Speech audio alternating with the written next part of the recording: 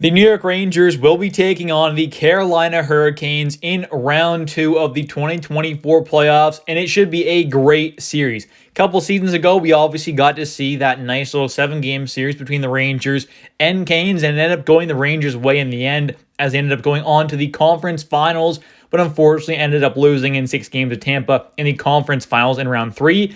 But this year, hopefully, we will see the Rangers go on another great run and get past the Caps in round two once again. But we're going to take a look at this kind of series here. I'm giving you all a breakdown and kind of my thoughts on this series. Starting off here, let's just take a look at what happened in the previous series for each team here in round one. Starting off here with the Rangers. They end up beating the Washington Capitals 4-0 in the first round. I think overall it was a very dominant series by the Rangers, and if I'm being honest here as a Rangers fan, there was never really even a second where I thought the Rangers might lose this series. It was such a dominant series by the Rangers. They were just a clear better team. They got the better depth, the better star power and overall talent, got the better forwards, better decor, better goaltending. I mean, pretty much everything you can talk about. Even coaching. They're going up against a rookie head coach. They're a first-year head coach in Spencer Carberry, his first time being a head coach in the NHL. And I think he's a fine coach, and he was one of the guys who I thought could potentially have been hired by the Rangers, possibly. Obviously, we ended up going with Peter Laviolette, and things are looking pretty good there. But I think overall, it was just a clear dominant series by the Rangers, and they were just the better team, and the Capitals never even really had much of a chance. And for the Carolina Hurricanes, they end up winning their first-round series in 5 games, winning that series 4-1. Not terribly surprising. I kind of figured it would be a 5-6 game series at most. It ends up going 5, and the one win the Islanders did get was in overtime 2 in game 4, where they won that game 3-2. I'm not terribly surprised that they were able to squeak out one game, but I kind of figured it would be a 5, like I said, 6 game series at the very, very most. The Canes are just the better overall team. They got the better depth, the better goaltending in that series. I mean, at moments, yes, Varlamov and Sorokin can be amazing. Sorokin played 1 game in this series. He was not good at all. Varlamov was pretty solid, but at the end of the day, the Canes won that series, and to me, that is not too surprising at all. Now, taking a look at a bit of what happened in that Rangers-Capitals series, and then we'll kind of do the same for the Canes series. Starting off here, though, with the special teams. The Rangers' special teams were amazing in this one, having a power play percentage of 37.5, and the power play was definitely good in this series, but the good thing is we saw a lot of overall kind of scoring by a bunch of different players in the Rangers, not just Kreider and Zibanejad and Panarin doing most of the work on the power play and just kind of doing most of the stuff on the special teams side of things. They ended up getting a lot done at 5-on-5, and the overall depth scoring by the Rangers was quite amazing.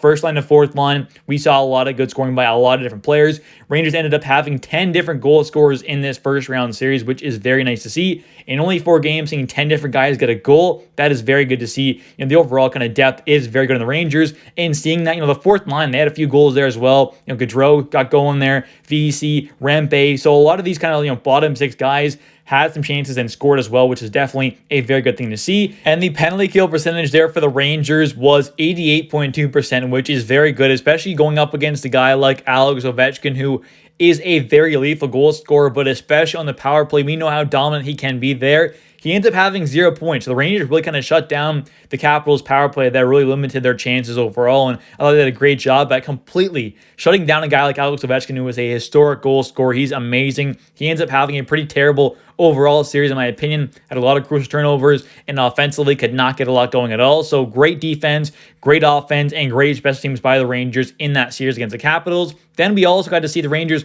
only end up trailing in this one. They were the only time that they were down in this series was for a total of 3 minutes and 21 seconds, which is pretty insane. I mean, only trailing in the series for 3 minutes and 21 seconds is quite nuts. So that is definitely a very good thing to see. The Rangers also outscored the Capitals 15-7. It was a very dominant series by the Rangers, and now they end up having quite a bit of rest as well, which can be good, can be bad. So we'll see what happens there. But having a lot of rest there, having a guy like Philip Peel potentially coming back as well, could be a really big boost for this team.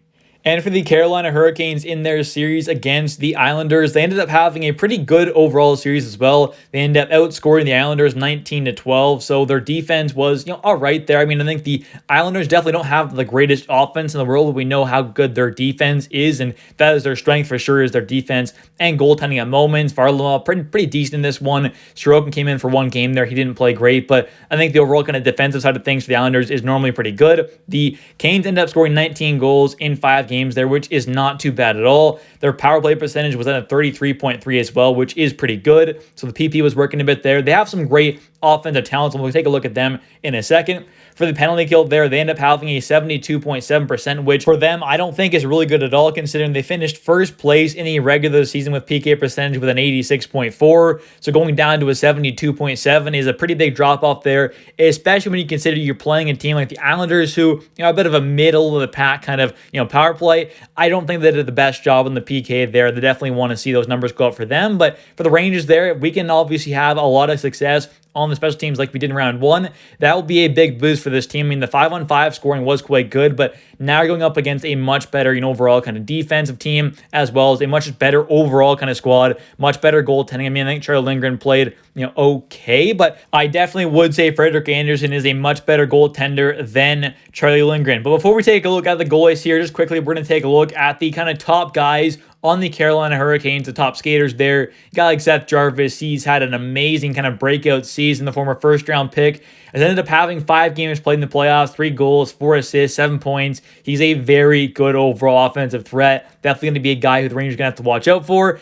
And another guy there, Andrei Svechnikov, he had 5 points in 5 games played there. Martin Netchas, 5 games played, 5 points. Another guy, Brady Shea, the former Ranger, he ended up having 5 assists with 5 games played there in that first round series. He was quite good. Another couple guys with 4 points there. Teuvo Teravainen, Evgeny Kuznetsov, one of the new guys there for them. And same with Jake Gensel there. He also had 4 points in that first round series. So a lot of good offensive talent there. They added in a couple really good offensive threats in Kuznetsov and Gensel. So it should be a pretty great overall series. And their offense is definitely improved from the last time we saw them in the playoffs. And taking a look here at the 2 starting goaltenders for this series, beginning with the Carolina Hurricanes guy in Frederik Andersen.